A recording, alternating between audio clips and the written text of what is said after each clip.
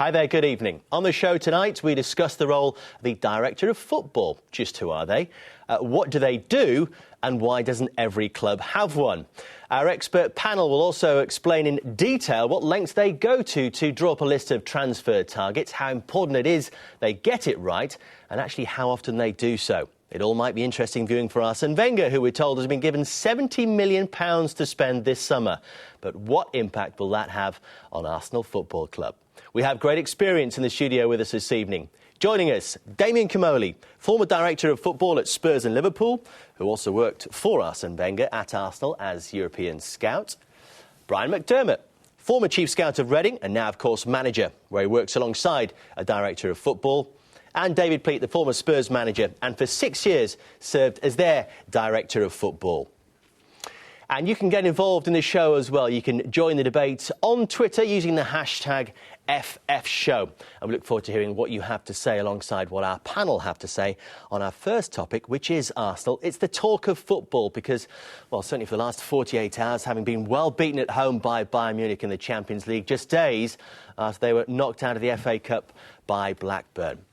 David Pleat, why do you think we in football are so obsessed with Arsenal and Arsene Wenger right now? Well, because they are a big club with great traditions and a wonderful record of success, and Arsene Wenger has been the most interesting character and a wonderful manager for so many years that he has become the centre of attention because he's losing games. And that's the way the public is, and that's the way the media is, and so therefore he can't escape that attention. So we are right, are we, to examine them in the manner that we are at the moment? Well, I think he would expect that, and he said quite clearly that he doesn't mind opinion, but he doesn't like lies, and he was very upset, of course, the other day when it was suggested that he was about to sign a 2-year contract because he thought that that would kind of work against him in the eyes of some of the supporters. But I have to say, from a personal point of view, I think he set such standards at Arsenal that it's so difficult for him and for the club to maintain those standards. He certainly managed the club sensibly, like Brian would do at Reading, in terms of income and expenditure. But, of course, the supporters demand for success. And with the success they've had, particularly the wonderful success of getting to the Champions League, I'm not sure if it's appreciated by the supporters. They've got to be careful what they wish for. Brian, I know you managers stick together, of course. So what does one Premier League manager think of another who's in the spotlight and under fire right now? No, I just think what David said was right. He took exception to what someone had said about his situation with his contract, which wasn't a truth. You know, he answers all the questions that he's got to answer. And listen, I know I've played for that club, and that is a most fantastic club. You know, and they've been very, very successful. And, you know, the only thing that's talked about now is they haven't won a trophy for, 6, 7 years or whatever it is. And I know that's what they keep talking to Arsene about. And but I do know it's, you know, he's got a fantastic record. He talked about the FA Cup. You know, we had someone at that game against Blackburn. I think Blackburn had one shot, defended really well, but that could have been any score to Arsenal. Credit to Blackburn. And unfortunately, on the night for Arsenal, they went out of it in what was an important game. Are they, Damien, do you think, falling short of standards that they've set themselves? Well, I think, you know, I was there as well during 7 years. I think the big difference between what it was then and what it is now is, you know, the only competitors really that Arsenal had at the time was United. And now, you know, you've got Spurs who have done incredibly well under the chairmanship of Daniel Levy. Obviously, you've got Man City, you've got Chelsea. And I remember very well the day Roman Abramovich took over at Chelsea, and we started to understand how much money he will throw at the football club. You know, the first thing I said is, you know, the scenery has changed. Things will change, you know, looking forward, and it's going to be difficult to achieve what they've been achieving up to the moment Abramovich bought the club. So it's very difficult. But if you look at the record, I mean, over the last 10 years, only 2 teams in Europe reached the round of 16. It's Real Madrid and Arsenal every year in the Champions League. Not even United have done it, or Barcelona. So it's incredible achievement. And the way I look at it is, you've got to be honest with it. You know, they've got less resources than a lot of clubs, and they manage to be there every year. And I understand not winning a trophy, but, you know, being in the Champions League, if you want to keep your best players, if you want to attract world-class players, you need to be in the Champions League. It's a no-brainer. So you throw everything at it because when you're a big club, you want to be there. I spoke to an Arsenal fan last night, David, who said to me, it's like watching my club die right now. Well, I think the perception of the supporters is that the signings, the recruitment, hasn't been of the highest quality.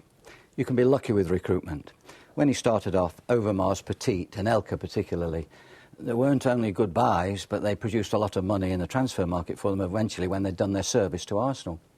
And, of course, they were winning things. But, of course, recent buys, maybe the players haven't yet produced the goods that Arsenal would have hoped, and maybe they have been in that slightly second grade. And, of course, Arsenal have had a bit of a wage scale where they don't want to go crazily over the top, and maybe they haven't attracted or recruited the very best of the global, players that are available. What would you do with £70 million, Brian? Oh, plenty. Might buy one or two players as well. Listen, it's not easy. People say, he's got £70 million to spend. You've got to find the players to spend that on, and you can spend it on one player, two players. And the two strikers out there that you look at, think Falcao, for example, you'd spend how much on him? And Chelsea are rumoured to be interested in him in the summer. It's, 50 million or something ridiculous. So, well, do we have an idea on how much these players will be? I mean, you mentioned Falcao, but throw in a Cavani and a Jovetic. I mean, what sort of figures are we talking about for these guys? Any figure. You name a figure. Falcao, they won't want to let him go, but you're talking 50 million. You start negotiating at that sort of figure, it might even be more. They won't want to let him go. So it's going to be phenomenal. And it's not just the capital outlay, of course. It's the salary over a 4 or 5 year contract, which is a massive commitment for any club. I mean, I think the way you look at it is, it's about recruitment. David is totally right. So, everybody can put the blame on Arsenal all the time, but it's about recruitment. Do they identify the right players? That's the first question. If they do, how can they get the deals done? Are they losing deals that maybe we don't know? Maybe they were in for some players who are now big stars or massive hit, and they didn't achieve to close the deals. And the last thing I think is which has been one of the big debates recently, is how can you manage to keep the players? And to be honest with you, losing the top players or some top players to the biggest rivals in the Premier League, they were not doing that before. So those are three angles or three questions to look at, and rather than hammering Arsene Wenger all the time, is look at the club, and is this being executed? What's the execution on those three stages? I think the key is, 20 years ago, 15 years ago, Arsenal were right in front of the game, ahead of the game in the scouting side. And they would have scouts in areas, and they would be pulling out Pleat, Vieira, Thierry Henry, Overmars, all these players, Sagna even to a point. And now, if you go to a game that they were scouting on their own, you'd see 10 Premiership scouts at those, Barclays Premiership scouts at those games. So it's a completely different ball game now. Surprises me a little bit, because I think Arsenal still have got a wide scouting network, but maybe they haven't brave enough to follow through one or two of those. The thing that disturbs me about all this is, whenever a club is short of a player, who are we going to sign? That's immediately the cry.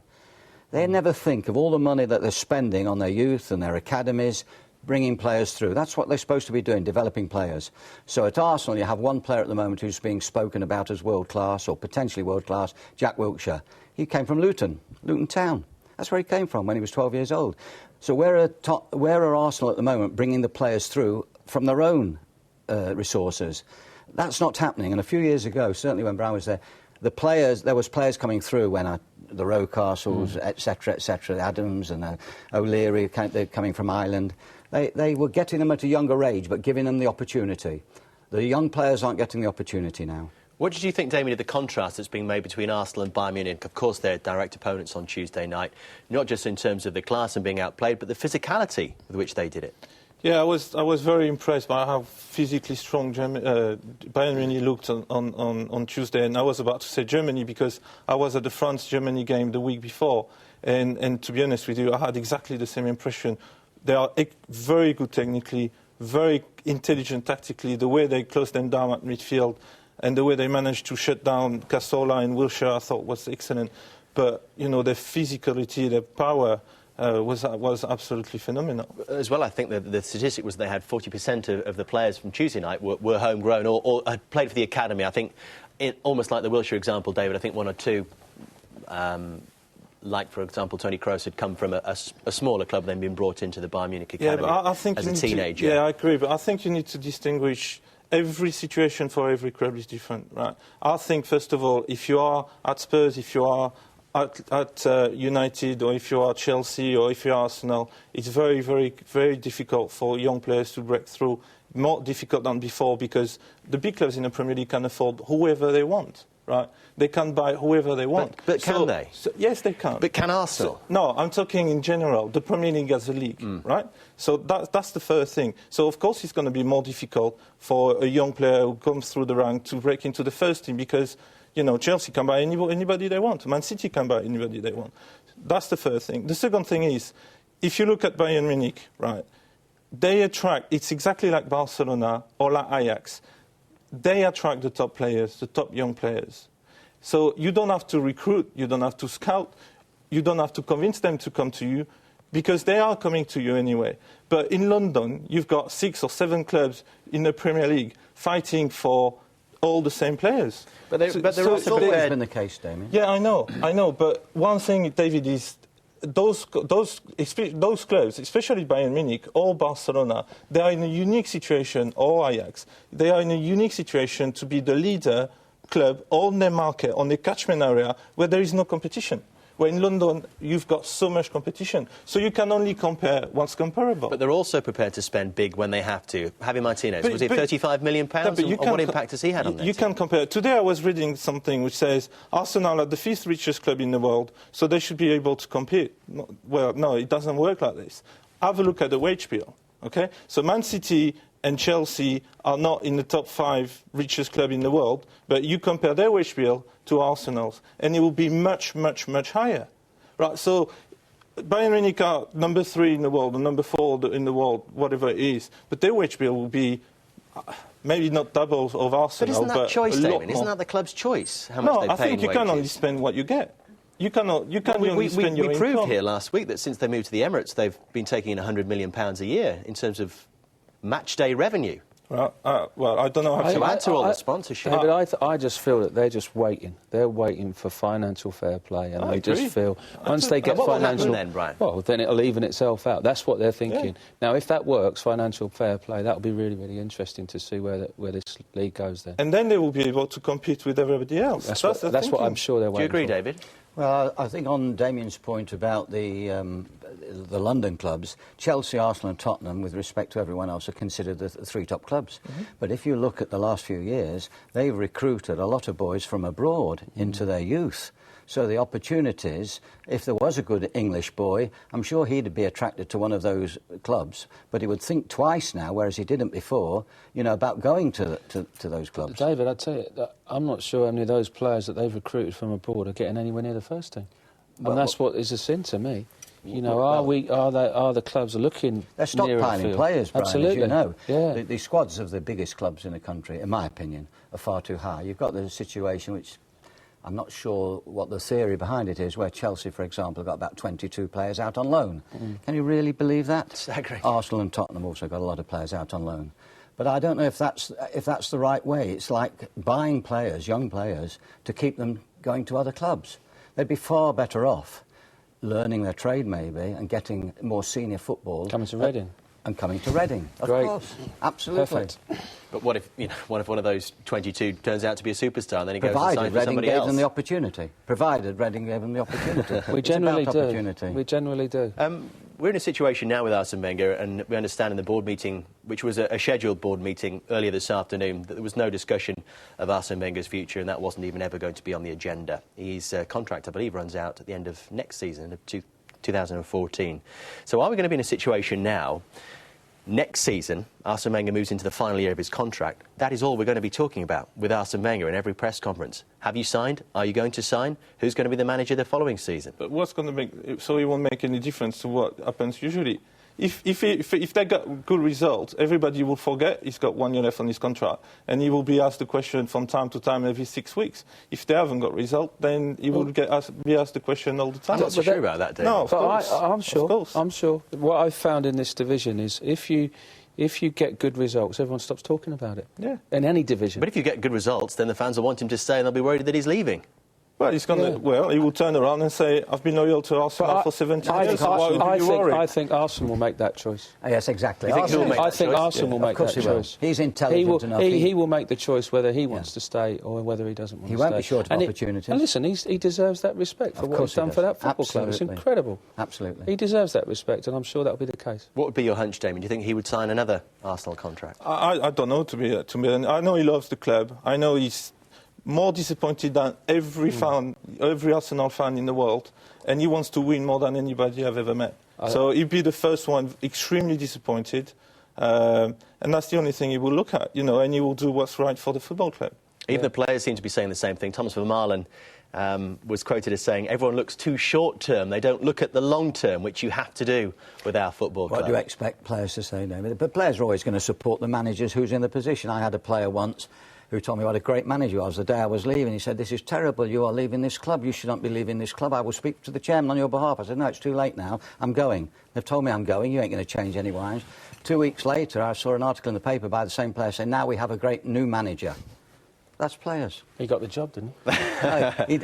Actually, he's just been managing near you. Better look out, better watch my back. It's difficult to this debate for you, Brian, because I know you're playing Arsenal in a couple of weeks' time, so I'm going to throw this one back at David. How does Arsene Wenger take Arsenal back to the top tier of not just English football, but European football as well? Well, he's certainly got to buy a couple of players. Listen, we all know that he probably lacks that leader at the back, maybe, that strong personality, that McClintock, Adams, O'Leary, whoever he may be, that type of person who has some substance that can really bring that team on.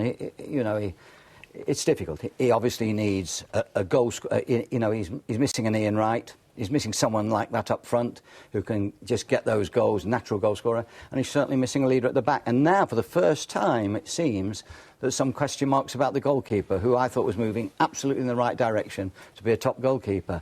But he's having a bad spell at the moment. So it's to do with recruitment. We go back to recruitment. He's got to spend that money wisely.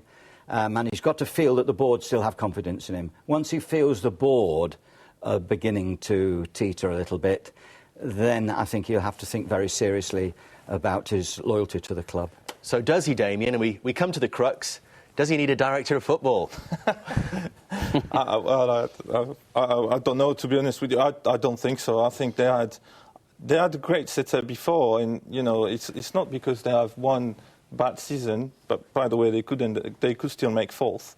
That everything needs to be, you put a big cross on it, red cross, and say we put everything in the bin. I don't think it's the case. They had a great structure before. It was working. Why it's not working now? Only the people inside the club can know what's going on and what needs to be fixed.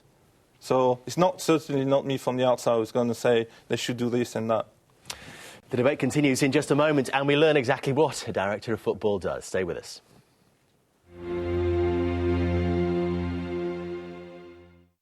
Well, of the 16 teams left in the Champions League, only 3 do not have a director of football. So who are they? Manchester United, Arsenal and Celtic, the 3 British clubs. Brian, what do you make of that? Well, I can only talk from my own experience, and we've got a director of football that I've worked with for an awful long time. He worked with Steve Coppell, Nick Hammond for 5 years. He worked with Brendan Rodgers. And then he's worked with me. And I think it's a fantastic position for the manager. I wouldn't be without Nick, and, he takes so much pressure off the manager. He does the contracts, he does stuff around the training ground. A phenomenal amount of work. But for me, a director of football is an occupation in itself. It's a career. It's not a manager. It's not the guy who does the director of football because he can't get the manager's job. He is a director of football. That's a career opportunity. It's a great job. So... what does a director of football do, David? You did it for 6 years at Tottenham. Yeah, well, he has to maintain the structure of the club, has to put a policy in place, a philosophy of the way they play. If they've got a certain tradition at that club, he has to be involved, most importantly, in the appointment of any new manager, stroke head coach who comes along. So he has to be comfortable with that. And the head coach or manager that comes in must know, as indeed Brian knew, that the director of football was party to his appointment. If he's not, And people think it's the other way around. They talk about the manager is going to appoint a director of football. It's not like that. The manager is a transient job. That's the way football has become. He's a 2-year, 3-year, 4-year. Sometimes, if he's very good, much longer if the board appreciate the qualities of the man. But a director of football does take the weight off the manager's shoulders. He deals with all the stuff, the irrelevant stuff that he has enough to deal with, I can assure you. His job is to look after that senior team to get results. The director of football is a really good job. And also, most importantly, he oversees recruitment, both at youth level and senior level. And therefore, he keeps the longevity of the club. He keeps the club going in the right direction. So it is a massively important role. It's understated and undermined by the British media, who feel it's a bit of a joke that there can only be one man in charge at a football club. They keep talking British about... British media, David, or British football managers? I'm talking about the media, who have this perception that a football director, they don't understand the role. They don't appreciate how it works, whether he's called a sporting director. Look, Alex Ferguson has just said the importance of Gill to him. Now, it may not be particularly in the football role, but it's a sounding board. David Dean at Arsenal, for example. The manager needs... But they're chief executives more than I know they are. But the manager always needs someone to speak to. In the past, it was the chief scout. Football's changed since then. It's become far more involved, far more complicated. Carry on, Brian. See, I agree with you, David. I think it's a manager. I think that, perception of the managers out there that the director of football's looking over the manager's shoulder. If that's the case, the director of football is a support, someone you can go and talk to. I can only talk from my experience, and it's fantastic for me. It takes so much weight on a day-to-day basis. Give us some examples of what Nick Hammond would do. I would speak to Nick 2 or 3 times a day. There's no one else at the club on the telephone that I would speak to as many times as that, and we would talk about contract situations, players we're recruiting situations, because he would be with our head of recruitment trying to find our next players from wherever we're going to look for, loan situations where players are going to go out on loan. A lot of it's contract related, and then we would talk about going on a trip to somewhere, and we try and fix up that. Can we get that sorted? And he's a sort of liaison between me and the board. So, you've got Nick Hammond who talks. I can talk to him, he can talk to the board, we get the feedback through back to Nick, and then we can go from there. And it all works really, really well.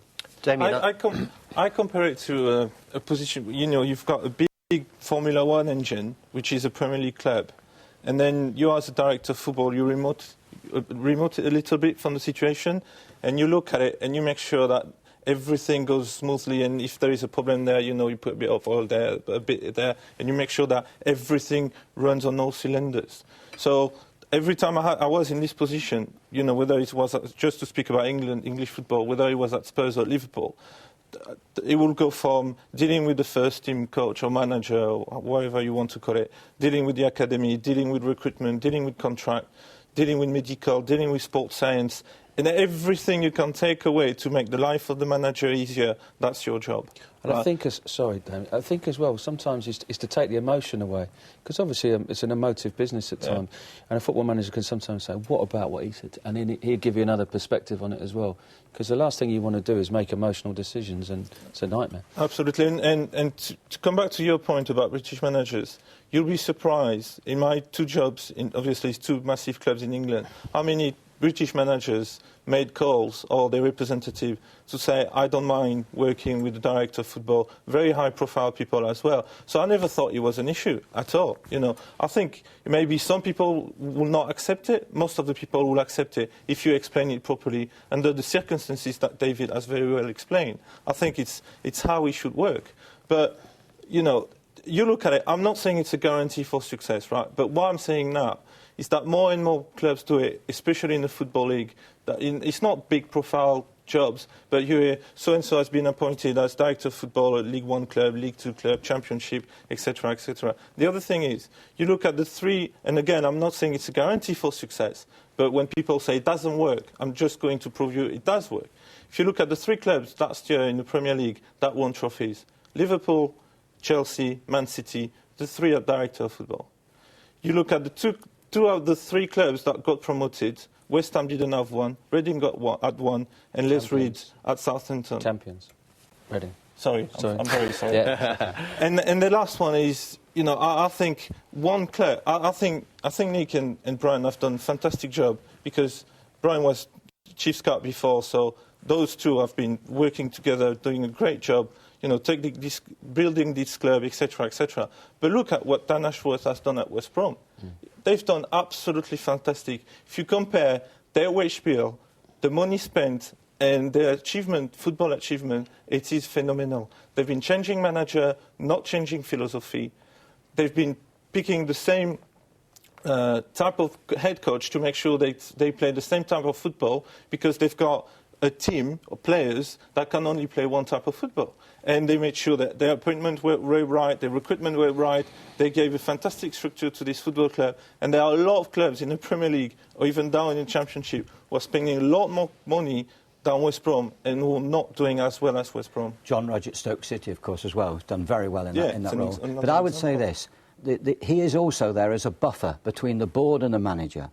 Because when this came about, I remember Alan Sugar and I think David Sheepshanks both wrote a letter to the League Managers Association why we should have a director of football, why it is important to have that man. Because as he quite rightly said, on most boards of directors there may be property people, there may be accountants, there may be entrepreneurs, but they haven't anyone who has an empathy with the dressing room. They have no one who's been through the business, who really knows what it means to lose 7-4 after being 4-0 up or whatever it was. Sorry, 7-5. Sorry, I wasn't going to say anything, Brian, tonight. I promised. Taking a goal away from me. Sorry. But the point is that so he can report to the board. He takes the pressure off that guy. But the most important thing of all is the respect. They have to have the respect for each other. If they have, and if they talk to each other on a regular basis, there is no problem at all. And provided there is no kind of, for want of a better word, jealous feelings, or, you've got to have a humble person who understands that although he's director of football, the manager is the man that runs the team and he's the focus of the attention of the supporters. That's fine. But in the background, there's a hard-working guy pulling all the strings together. Well, the big thing is to take the ego out of it all, and we try to do that at our club. Very important. Forget the egos, let's just get on as the group. And, the credit's irrelevant. It doesn't matter. It's about the club. At Liverpool, everybody was telling me, Kenny can't work with the director of football. He's the first one who came out and said, this is brilliant. This is absolutely brilliant. So what did you do for Kenny? Everything I just said, everything I just said. The first thing I did coming in the morning is spend 2 hours with Kenny and the coaching staff, or maybe a bit more. And then when they were out, I've done all the rest. So make sure, the medical was right, the sports science was right. If Kenny was telling me there was an issue with the staff member or contract something, I was trying to sort it. Then you've got recruitment. You need to prepare a list for the next transfer window. You need to look at the contract. Players' contract, so then you are in touch with the board. What do we do? I think we should do that with this player. We should extend him or not extend him. Then we'll speak to Kenny about it, speak to the board about it. It's 24/7, 340 days a year. It never stops. It never stops. But one thing that I remember when towards probably the last week, I was at Spurs. And there was a lot of criticism, and all the bad players we signed, Bale, Modric, Kabul, Aswekoto, all those poor players we got, Berbatov, and I was in the youth. We had the youth development group at the FA at the time, which was the president of the EPPP, set up the Premier League, and Howard Wilkinson was the chairman, and there was a piece in the Sun on the same day, and we started the meeting, and Howard said, before I start the meeting, I just want to tell you something, Damien. So he turned around to me, he said, when I was a manager in Notts County in 1976, I had a director of football. So this is not new. I know the role, and I know it's a good job. I thought that was brilliant. So where's the accountability? Where should the accountability be if it goes wrong at a football club? Well, it's always a kind of a shared accountability. But the results of the first team is down to the head coach. And provided he's had a comfortable relationship with the director of football, managers know now it's changed. In my time, the managers, almost certainly when I started at non-league, used to paint the lines, on the field. He dealt with all the contracts. When I look at the workload, he went out every night scouting. That doesn't happen anymore. Very few managers in the Premiership now are out scouting all the time. We had to do everything. And sometimes I wonder, how did we get through that? Apart from the strain of winning and losing, which is massive, really, it was an unbearable workload. But we didn't realise it now because we did it for the love of it. The game has expanded so much. The game has changed. And we've probably now following the foreign trend. We've certainly got foreign players in here now, and they've all got general managers, sporting directors, call it what you will. But they've got this guy who looks after the running of the club, not in the short term, but the long term too. So head coaches come, head coaches go. But the club's philosophy, the club's strategy, the club's finances. What do coaches and managers really know about finances? Yet they used to do the contract. But Damien's experience would be, your experience would be, Damien, that directors of football come and directors of football go in the two jobs in England that you've had. Yeah, but it's unusual. It's actually unusual. If you look at what's happening on the continent, AC Milan, they've got the same three people running the club since 1986. You've got Silvio Berlusconi, you've got Galliani, who is either chairman or chief exec, depending on what Berlusconi, if he's prime minister or not. And then you've got Braida, who is director of football. Don't you think they had success? You know. So don't you think, by definition, then, that the director of football at Liverpool, for example, has gone? Tottenham's gone. So the clubs aren't particularly comfortable by having a director of football, or the manager's not. Well, so that might be the point that you made in the first place. I don't have the answer, to be honest with you, but it's very unusual to act like this, you know. And when I went from Spurs, Daniel told me you got the wrong appointment with the manager. I said, OK. But if you look at the continent... Sorry, that you made the wrong appointment? Yes, or I recommended the wrong manager in Juan Ramos, right? I said, OK. But then if you look at the continent, or if you look at what happened before John Spurs, they had a lot of managers as well. You know, so for one manager, for one appointment, they change everything. But if, you know, again... Managers come and go. I think that the lifespan of a manager in the Premier League at the moment is 22 months. So every time you change a manager, you want to change everything. Then, yeah, you need to start worrying. Then you back to square one again. And one thing, I was part of the discussion with the Premier League, with the EPPP, right?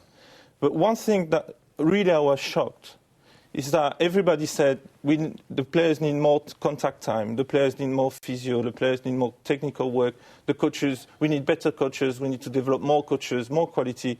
I fully agree with everything that has been said. One thing that's never been said, has been a shock to me as a foreigner, is if every time a manager comes into a club, he appoints a head of academy or the academy manager, and he changes every 2 years, or the coaching philosophy change, or the playing philosophy change, there is no surprise that the Premier League clubs do not produce enough players. You were talking about Bayern Munich. Dieter Ernest has been in place for 25, 26, 27 years. Do you think that when Klinsmann came, and then Van Gaal, they said, oh, by the way, I'm going to look after the academy, and say, you stay away from the academy, we sort the academy. And then you've got Toni Kroos, Müller, and all the young players we were talking about, you know, who played for Bayern Munich the other day. The stability is key. Damien's giving all the positive examples, of course, because he's done his research and he knows that. But there has to be some accountability. Oh, totally agree, David. Yeah. And the board has to say, you know, in their wisdom, they appointed this man as director of football to basically help the board run that club, to create a longer-term project, in other words, and hope that the man is good enough to stay at the club through that period where they expect to employ maybe one or two different head coaches, maybe. But he has to be sure that they all embrace the philosophy of that club. But there will be a time when certain things happen at the club that the board aren't happy with, and then they are in a position where, if they feel they have to, they may have to change the director of football. It does happen. They may want to go in another direction. But at least they've got somebody working for them who understands the business of football and is taking that pressure away from the most important man at the club, which is the manager. So we are agreed, I think, that the director of football needs a long time to have his impact and to create stability throughout a football club. Are we talking about the perfect model of a football club here, Brian? No, well, we think we've got a great model of a football club here. Now, people talk to me about where we are in the Barclays Premier League, and I talk about where we are as a club, you know, where we are with developing as a club. Whatever happens to us, we're in a better place than we were a year ago. We're in a better place than we were 3 years ago. And this time next year, we'll be in a good place, whatever that place is. So we're just trying to develop a club, and you know, a director of football and everything that goes with that is all part of it for us. And of course, a big part of the director of football job is signing the right players. So how do you go about that in this modern age? Stay with us.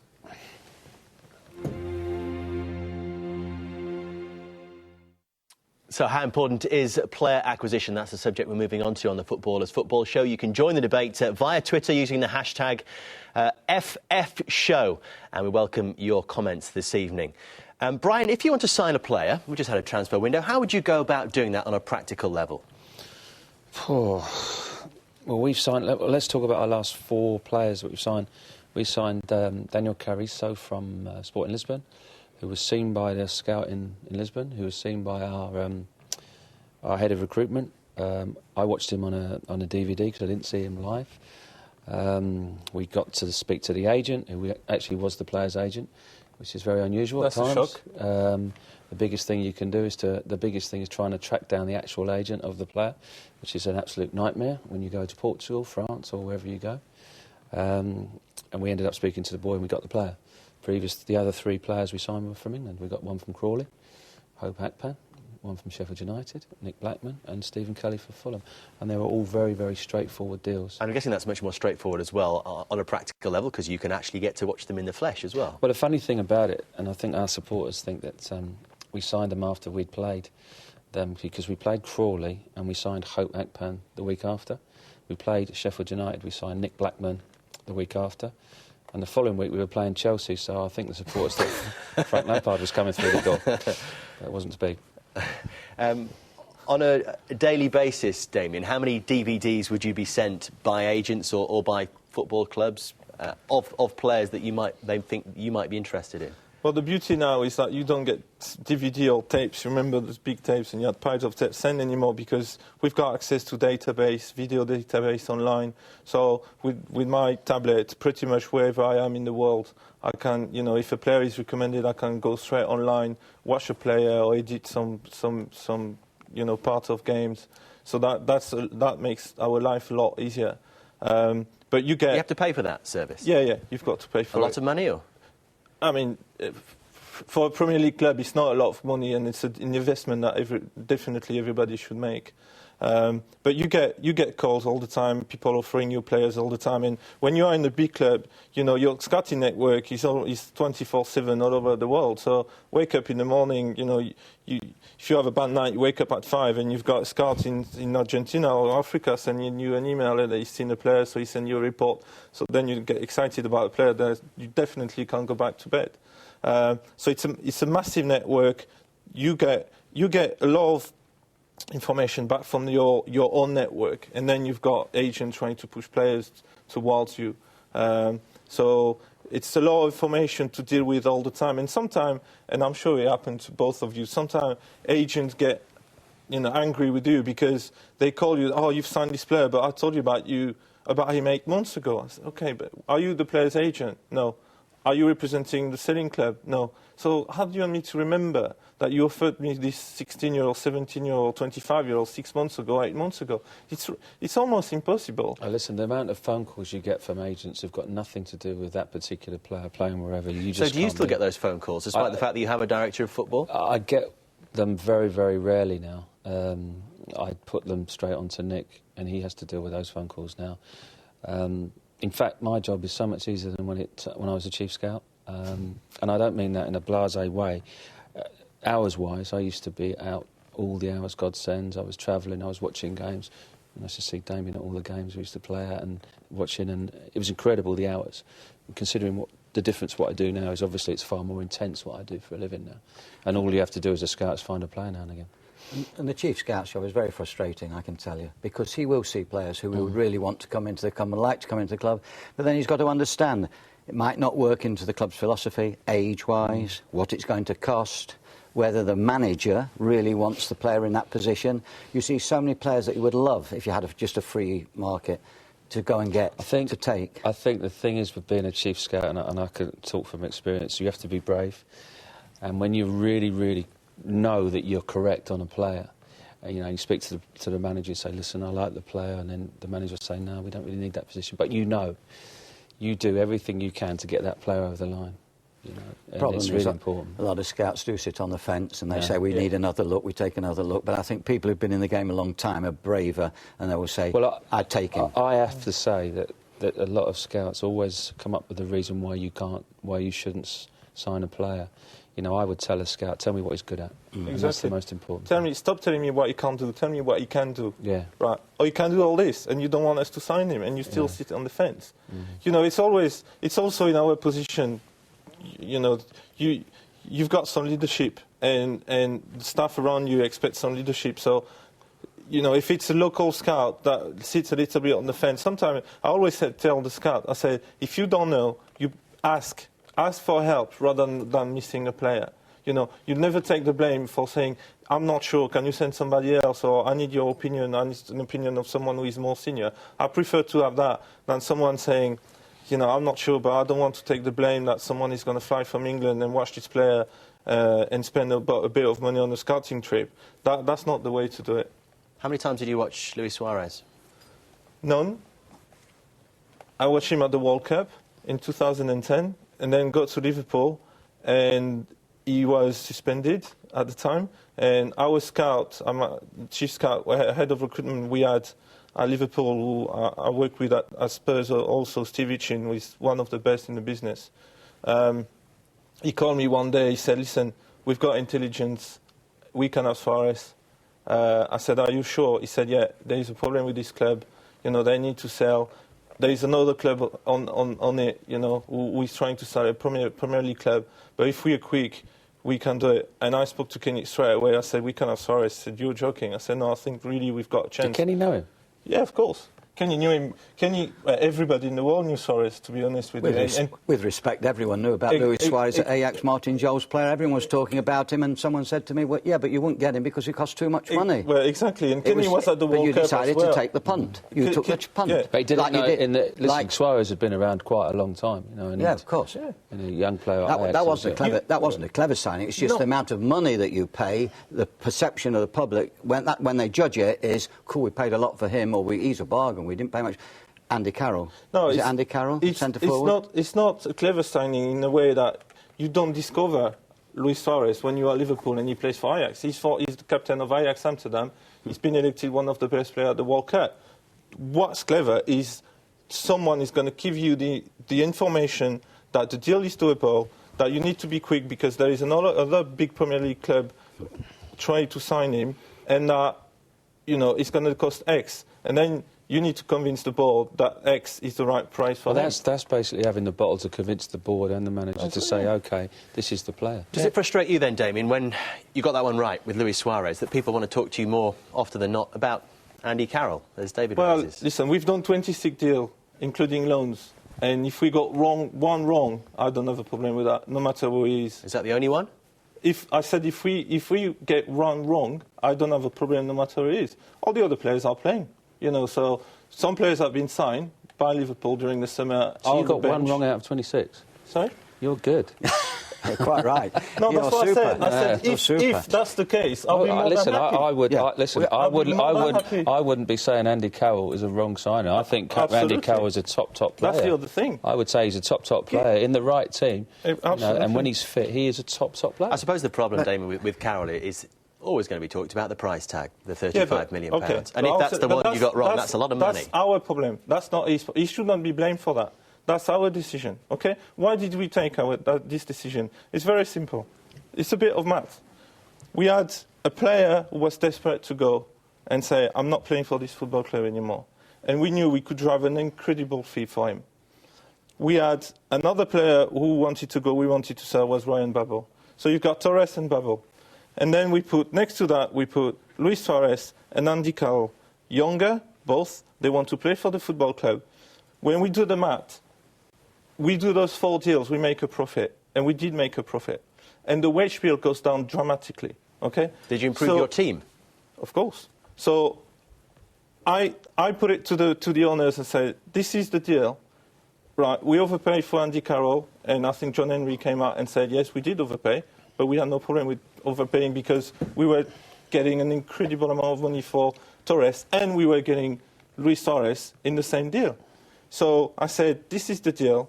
Right, Kenny and I think we should do it. Do you agree we should do it? They said, and I said, if you lose if things don't work out for Andy, this is how much you may lose. So you broke even on signing the two players? No, Suarez we and made Carroll. a profit. You made a profit, and then Torres went. So And on the paper, wage bill went down massively. it looks a good deal. I think the important thing is with recruitment that if you have a fair run as a manager, say 3 years, you have to say, if you're buying, say, 5 players over a 3-year period, at least 3 must be successful in the team. Yep. Because if they're not, in the end, you'll lose out, because if your recruitment isn't good enough, then slowly your team will go down. It's something we referred to perhaps a little bit about Arsenal earlier on in our conversation.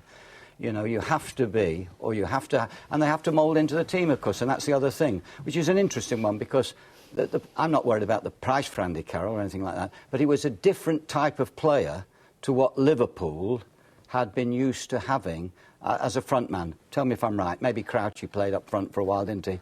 But generally speaking, they didn't have someone whose greatest quality was his aerial ability. So why did you think that would work, Damien? Because, well, Kenny wanted to play 4-4-2. Right. At first, when we went after Luis, we wanted to play Luis and Fernando up front. Right. One creator, finisher, and one finisher. Because, you know, Luis Suarez is not a Van Persie or a Torres. He finishes, but he creates, he can play different positions, he can play wide, etc., etc. So we thought it was the perfect match. And I told Fernando, you want to go, but listen, we are signing a great player. He said, I know, but I still want to go. Okay, so then what do we do next? What do we do next? Do we jeopardize the full season by signing a player from Holland? We don't know how long he's going to adapt. Matter of fact, the first game, he didn't even train with the team. The first ball he got, he scored against Stoke, Luis Suarez. But you never know how he's going to adapt. So the thing is, you know, we discuss it with Kenny, we discuss it with his coaching staff. Said, are we happy with Andy Carroll? Yeah, he's bringing something we haven't got. He's bringing something different. Can he play with Luis? Yes. Can he play with so-and-so? Yes. Okay, so let's go for it. That's it. And I totally agree with Brian. I think one thing I find absolutely unfair is people tell you buy young players, and at the same time they expect them to come in and deliver the first day. But you can't. If you sign Jordan Anderson with 21, or Coates with 20, or Bell with 17 and a half, or Asuekoto with 21, you cannot tell them, right, I want you to be ready on the first day and play top 4. You need to give them time. You can't if you're Liverpool. You can't if you're Tottenham. You can if you're Reading. That's the difference. So it's far more fun being a scout for Reading than it would be for Liverpool or Arsenal or Chelsea. That's a strange thing to say. But Arsenal, Chelsea, they know all the players that they can go for. We have to find them. I guess, Damien, the fascination is with the perception that you overpaid for not just Carroll, for Downing, for Henderson as well. Do you think you would still be at the club? We've talked about this short-term and long-term director of football role. Do you think you'd still be there if you hadn't paid that money for those players? I don't know, to be honest with you. Look, but did they not give you a reason? No. No, but look what happened last summer. You know, they spent a lot of money on Borini, a lot of money on Asaidi, a lot of money on Allen, and they are not playing.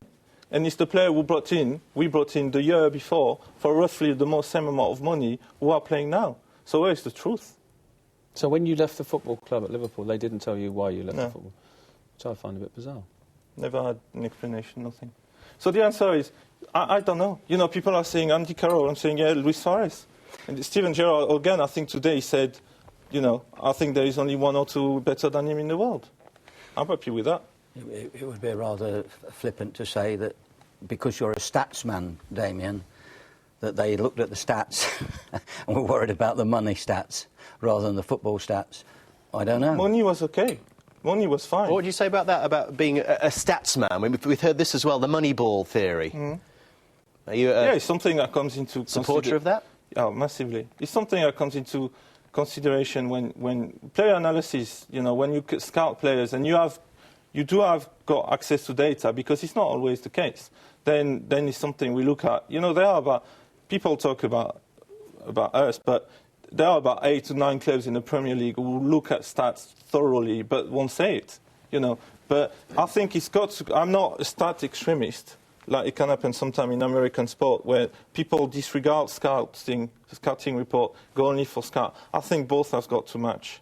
I think the stat is just a help to scouting. Like, scouting can be a help for stats. I don't think that's anything to be ashamed of. I think you should look at the stats. I think you should look at the profiles, especially if you're buying a player from abroad. You need to compare their stats with the players that you've already got in your team. Absolutely. In that position.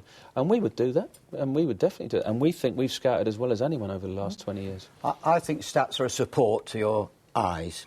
I think videos are a support to your eyes. You have to see the player. You have to see what he does off the ball. On the videos, you see him on the ball. You don't see his position when they lose the ball. There are so many other aspects of a player. You need to know have an idea by speaking to people at that club about his mental strength. So important. I remember signing Carboni from Roy Hodgson at Milan. I always remember saying to Roy, tell me the downside, just as I was about to sign him. He said, well, he can sulk. So at least I knew that before I took him in the club. I accepted that. I'd seen him play. He did quite well for Sheffield Wednesday, and then he had a couple of other moves. He was a nice little fella. But the point is, with stats, you've got to be so careful, because some stats of players could be very good if they're in good teams. I had a player once who I sold to America, a young player in the reserves at Luton. He was a good player. He'd only scored that season about 8 goals in 24 games. He was very quick, good forward. And from San Jose Earthquakes, they came over and they said, but his stats aren't very good. I said, because he plays at Luton and we play Arsenal and Man United and Tottenham in the reserves and we get beat and he doesn't get chances. You've got to be very careful on stats. I have to say that we do look at stats, but when I look at a player live when I was scouting, I'd made my mind up in the first half an hour. Gut feel. Interesting. We'll continue this conversation in just a minute. Stay with us on the Footballers Football Show.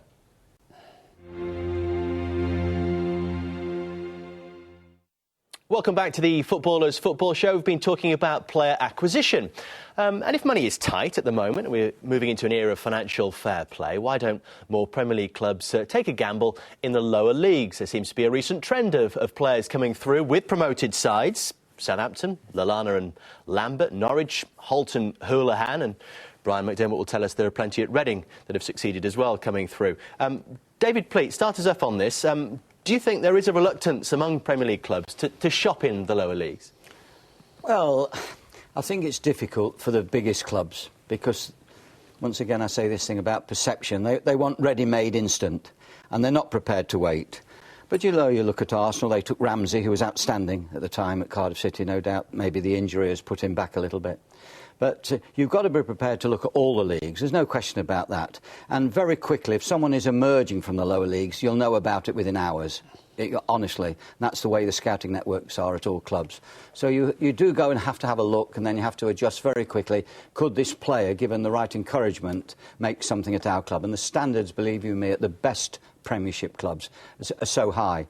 But Manchester United dipped into Smalling, who was in Maidstone, wasn't he, just before Fulham. He'd been rejected. And Powell. Sorry? Powell as well. They took from took Nick Powell from Crewe, of course. But, of course, Powell's a particular case. I saw him play the other week. If he doesn't continue his career, in an aggressive way, nice aggressive way, getting into the first-team football, then he might, who knows, he might just wither and drift away. So would he have been better staying at Crewe for a little bit longer? I don't know. Could they have put some money down and got a guarantee of a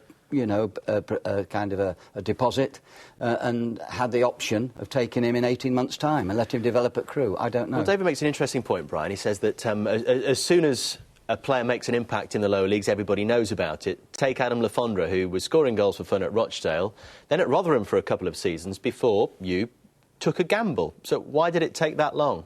It was never a gamble. We paid 300 grand for him.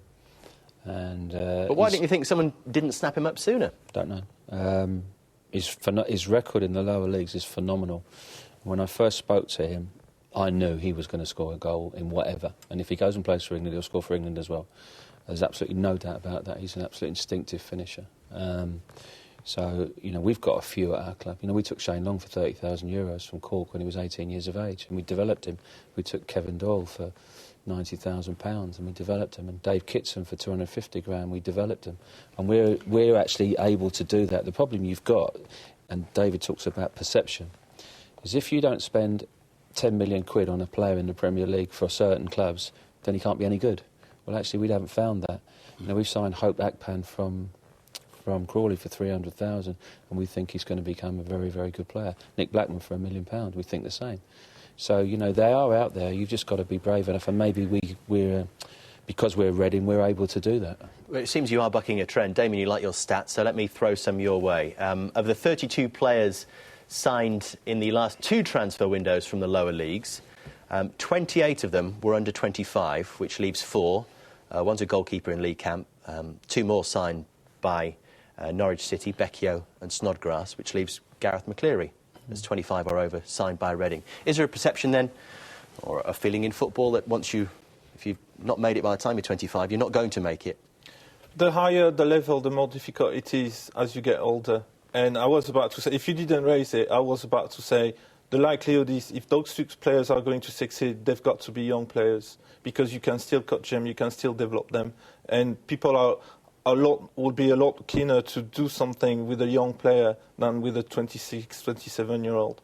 The other thing I would like to say about this is I think the fact that the academy system in England has been in place for the last 10 years. A lot of players will drift out of top clubs, good academies, disappear for some reason.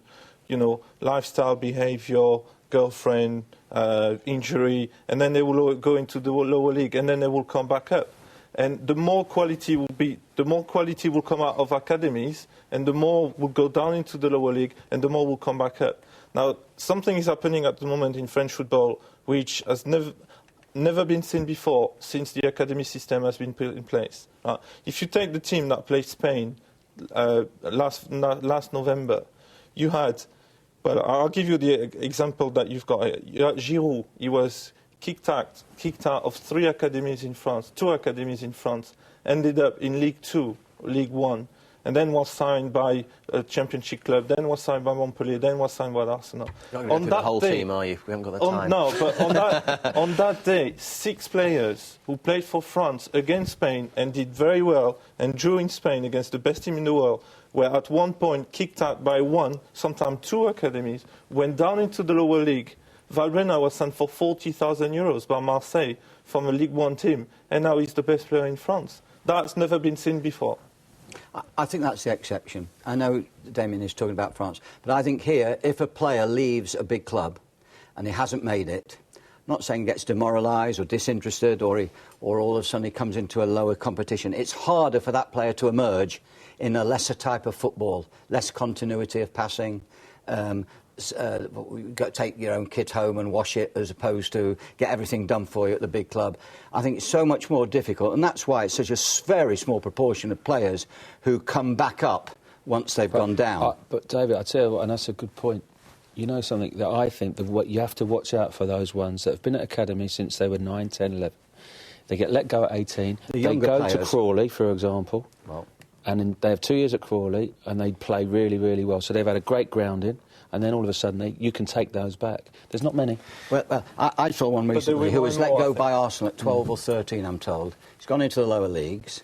He's played a few games at one club and he's gone to another club. He's just been sold. I think he'll do well.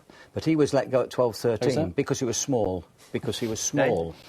But I think he'll do very well. Yeah. Cesc Fabregas? Yeah. Glenn Murray, there's an example for you. Yeah, 28 goals this season. Incredible story. Another former Rochdale player as well. Lambert, Murray. Can they play in the Premier League? Everyone says, they all can't have. do this. They all can. So Lambert always had good technical ability. Always at Bristol. He was a bit lazy. There's a lot of people who said that he couldn't do this and he couldn't do that. They say that he wasn't quick and he was lazy. They said that about Grant Holt. He's a good player. Lambert's a good player. So why has no one taken a punt on Glenn Murray?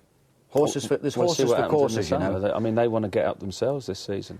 Alice, and he won't want Murray came from Brighton, didn't he? Yeah, he's been around the houses. Yeah, I know, he came from the north. But the build-up is slow at Brighton. It's a bit slow. It's a bit, at the back. You know what I mean? The front players don't get an early pass at Brighton. It's hard. It's hard for Mackail Smith.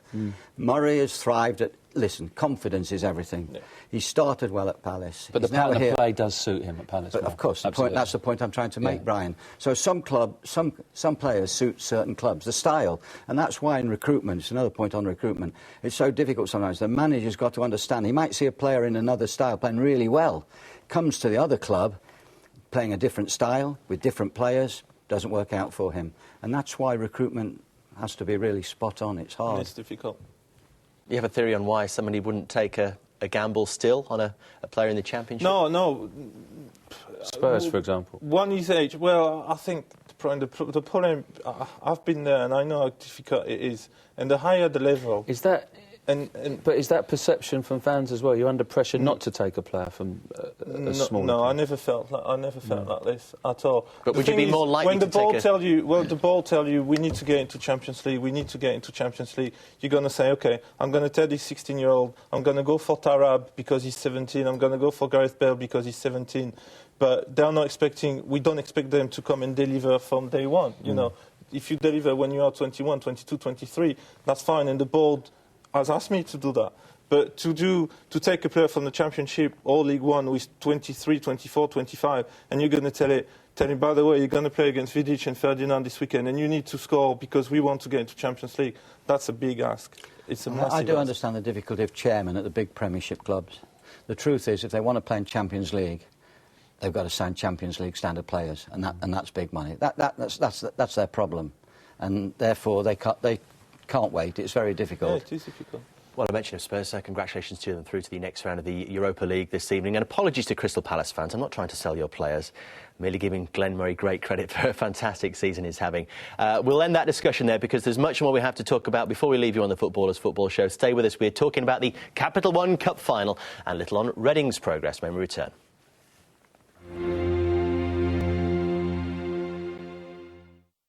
Well, Reading have had a fantastic run of form. 4 wins from their last 7. How much confidence is there around your club right now, Brian?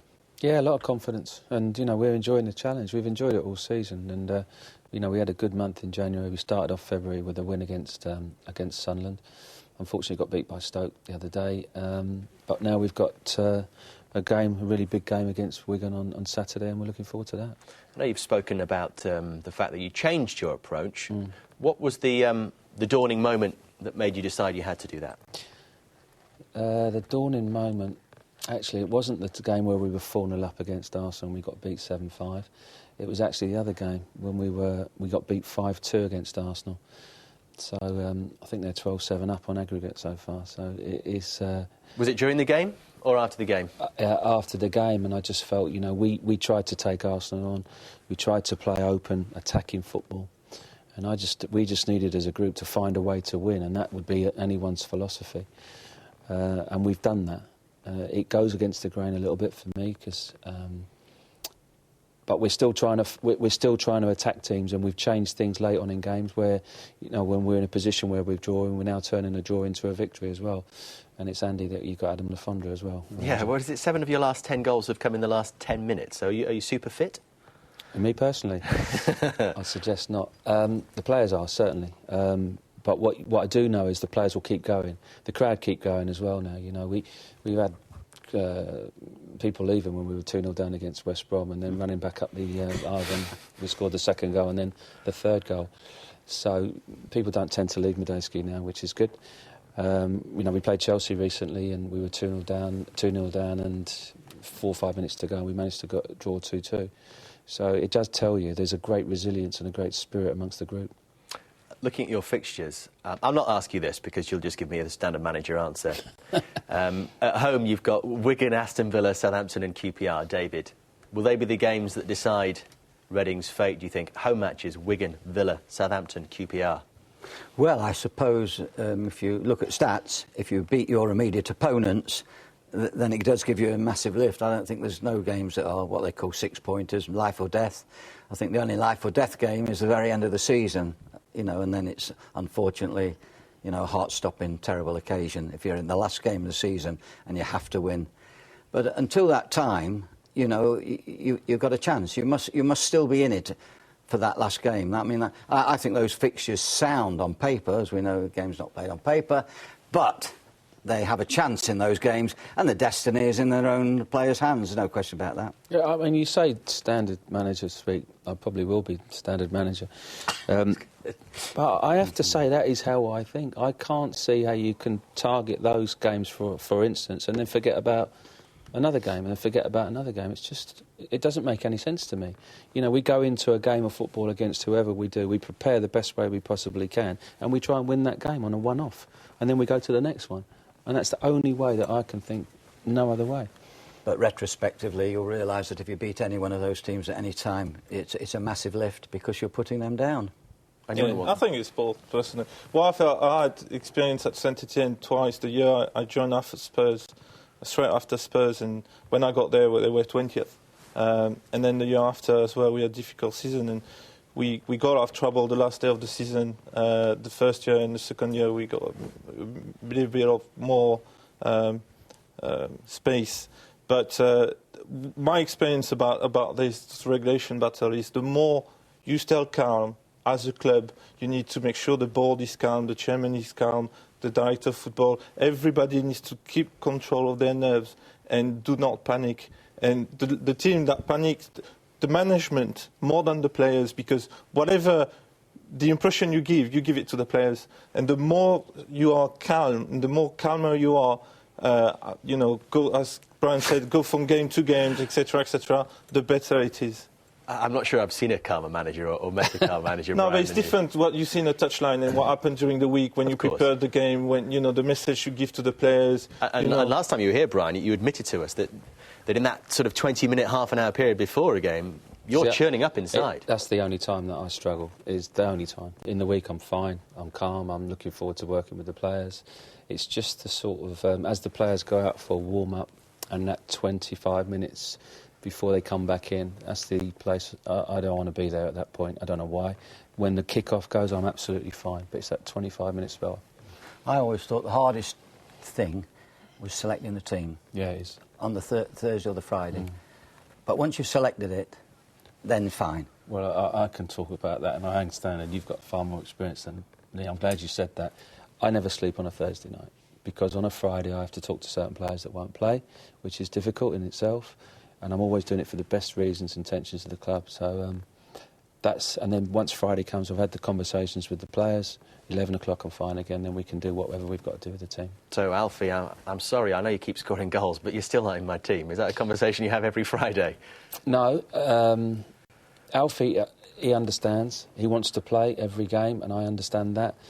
But the most important thing for Adam Le Fondre is Reading Football Club, that we win games. He played the other night against Manchester United. He was the first name on the team sheet. His family are Man United fans, and he is. And it was massively important to me personally that he played in that game. But I know for a fact that all he wants is Reading to do well, and he's a great guy. Sunday comes, you've managed to get a result, and we're all looking forward to the most remarkable Capital One Cup final. Bradford take on Swansea City. Will you find room on your Sunday to watch that game? Yeah, I'll definitely find room. I might even go to the game. I don't know yet. Obviously, Phil Parkinson's a friend of mine, and he's a Reading legend, so it'd be good to go and support Parky. And they have to find a way to play against Swansea, because Swansea are a good side, and they do keep the ball for spells of time, and they need to find a way. Do you think it's remarkable, Damien, that a team from the fourth tier has managed to make it through to the final? It's absolutely remarkable. It happened in France the last 10 years quite a lot, actually. But I never thought, because the big clubs here are doing so well, and there are so many big clubs in the Premier League, I never thought it would happen. What they've done, I watched the two semi-finals, was fantastic. And being in this situation last year with Liverpool, we were in the final and we had to play Cardiff. It's not a good situation to be in when you are supposedly the favourite, and the bigger club of the two. You get all the pressure. I hated every minute of that day. So went there with Spurs playing Chelsea, loved every minute of that day, won in the end, and then been there, same hotel, same venue, same ground, and hated every minute of the day until the last kick when they missed the penalty, because you are under so much negative pressure because you are the favourite, and then if you lose against Liverpool, you lose against Cardiff in the cup final, it's an absolute disaster. And Swansea will feel that negative pressure. I think the wonderful thing about Bradford is how they've raised the quality of their game against better technical sides. I think they've done superbly well.